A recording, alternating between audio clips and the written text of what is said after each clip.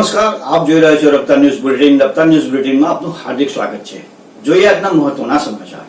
નર્મદા જિલ્લાના વડા મથક રાજપીપળાની સિવિલ હોસ્પિટલ જે હર હંમેશ વિવાદમાં રહી છે, ત્યારે ગઈકાલે એક ગરીબ પરિવારની દીકરીને રમતા રમતા લોખંડનો સળિયો ગુપ્તાંગે વાગતા લોહીલુહાણ હાલતમાં તેને સારવાર અર્થે રાજપીપળા સિવિલ હોસ્પિટલ ખાતે લાવવામાં આવતા ત્યાંના ડોક્ટરોએ સતત 2.5 કલાક સુધી ધ્યાન ન આપતા સિવિલ હોસ્પિટલ વિવાદમાં આવી.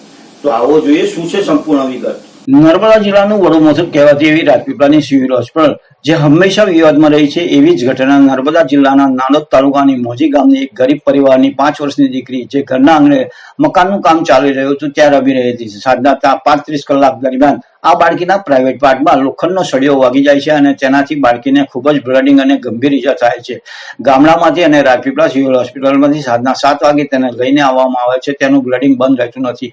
તેના પરિવારનો કોલ આવે છે અને રાજપીપળા સિવિલ હોસ્પિટલમાં રાત્રિના 9:20 કલાકે એટલે કે 2.5 કલાક બાદ પણ ત્યાં સ્થળ પર મુલાકાત લે છે. તે સમય દરમિયાન આ બાળકીના ખૂબ જ મોટા પ્રમાણમાં બ્લીડિંગ થાય છે અને બાળકીના દાદા પ્રાઇવેટ પાર્ટને જે બ્લીડિંગ થઈ રહ્યું હતું તેને રોકવા માટે ઘણા બધા કપડાં યુઝ કરે છે, તેમ છતાં બ્લીડિંગ ચાલુ જ રહે છે. આ બધું ત્યાંના સ્ટાફ ડોક્ટર્સ જોઈ રહ્યા છે, પણ તેમ છતાં પણ 2.5 કલાકનો સમય થઈ જાય છે. આ બાળકીને ના તો ડ્રેસિંગ કરવામાં આવે છે, ના તો યોગ્ય ટ્રીટમેન્ટ આપવામાં આવે છે.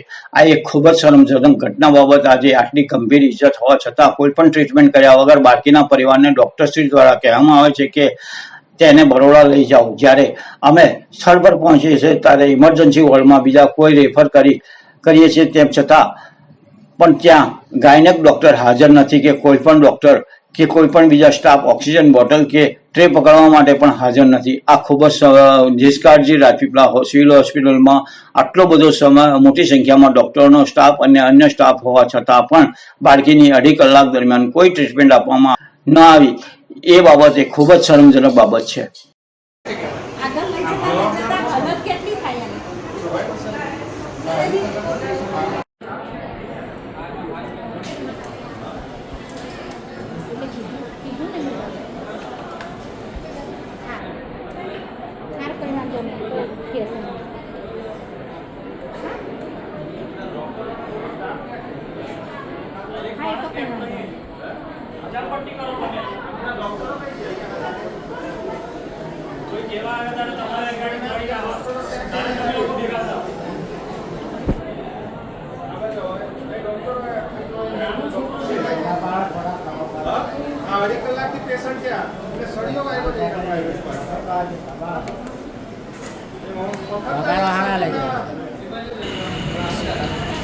રાજપીપળાનું વડું મથક કહેવાતી એવી સિવિલ હોસ્પિટલ જે હંમેશા વિવાદમાં રહી.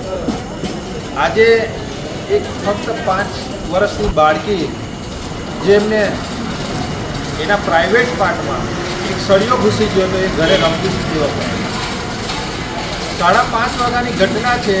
એ પરિવારને રાજપીપળા સિવિલ હોસ્પિટલ પર 6:30 થી 7 વાગ્યા દરમિયાન એમને રાજપીપળા સિવિલ હોસ્પિટલમાં એડમિટ કરે છે અને 2.5 કલાક થઈ જાય છે. 9 વાગે અમને ફોન કરે છે. અમે રાજપીપળા સિવિલ હોસ્પિટલની મુલાકાત 9:20 અહીંયા ગાડી લઈએ છીએ. ત્યાં ગાડી અમને સ્થળ પર કોઈ પણ ડૉક્ટર જે ગાયનેક ડૉક્ટર હોય અથવા તો કોઈ ડૉક્ટર ત્યાં ગાડી અવેલેબલ મળતા નથી. આજે એક છોકરીને જો પ્રાઇવેટ પાર્ટમાં આજે સળિયો જે એના પ્રાઇવેટ પાર્ટમાં વાગ્યો હોય અને તેમ છતાં અહીંયા ગાડી આટલા વિશાળ સંખ્યામાં અહીંયા ગાડી ડૉક્ટરો છે, પણ આ ડૉક્ટરોએ કોઈ પણ જાતની ટ્રીટમેન્ટ આ બાળકીને આપી નથી. ત્યાં સુધી એને 7 વાગ્યાના અહીંયા ગાડી લઈ આવ્યા હતા. 9:20નો ટાઈમ થયો હતો, તેમ છતાં પણ બાળકીને બ્લીડિંગ ચાલુ હતું.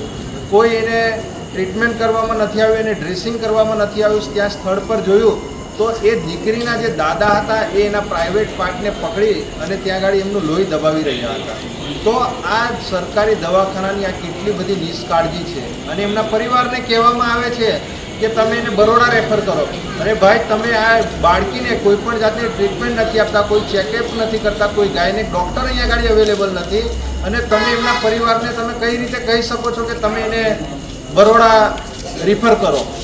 અમે અહીંયા ગાડી આવ્યા, તાત્કાલિક ડૉક્ટરોની તમામ ટીમો અહીંયા ગાડી દોડી આવી અમારું નામ સાંભળીને અને અહીંયા ગાડી ઇમરજન્સી વોર્ડમાં અમે તાત્કાલિક એ ડૉક્ટરોને બોલાવી અને તાત્કાલિક એ ટ્રીટમેન્ટ અપાવી. હવે આવી તો દિવસમાં કેટલી ઘટનાઓ બનતી હશે ને કેટલા લોકોને આ લોકો બરોડા રેફર કરતા હશે અને કેટલા લોકોનું મૃત્યુ થતું હશે.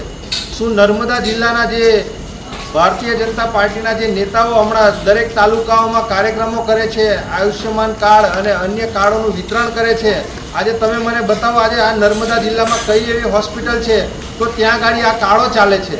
તમે ફોટોશૂટ કરી અને વાહવાહી ના મેળવશો. અહીંયા ગાડી આ સરકારી દવાખાના જેવા દવાખાનાઓની મુલાકાત લો અને અહીંયા ગાડી કેટલી નિષ્કાળજી ચાલી રહી છે. આજે કેટલા લોકો મૃત્યુ પામી રહેલા છે નહીં જેવી ટ્રીટમેન્ટના લીધે. આજે એનું જવાબદાર કોણ? તમને 30-30 વર્ષથી આ પ્રજાએ તમને જીતાડી અને ગુજરાતમાં અને કેન્દ્રમાં તમારી સરકાર બનાવી છે. તેમ છતાં આજે અહીંયા ગાડી વિશ્વની સૌથી ઊંચી પ્રતિમા સ્ટેચ્યુ ઓફ યુનિટી આવેલી છે. આજે તમે વિચાર કરો, એક સામાન્ય બાળકીને આજે પ્રાઇવેટ પાર્ટમાં વાગી જાય છે, અઢી કલાક સુધી એને આ રાજપીપળાની સિવિલ હોસ્પિટલમાં ટ્રીટમેન્ટ નથી મળતી. આ શરમજનક બાબત છે. અહીંનું પ્રશાસન એ શું ધ્યાન આપી રહ્યું છે એની પર પ્રશ્નાર્થ ચિહ્ન છે. નિરંજનભાઈ વસાવા, નર્મદા જિલ્લા પ્રમુખ.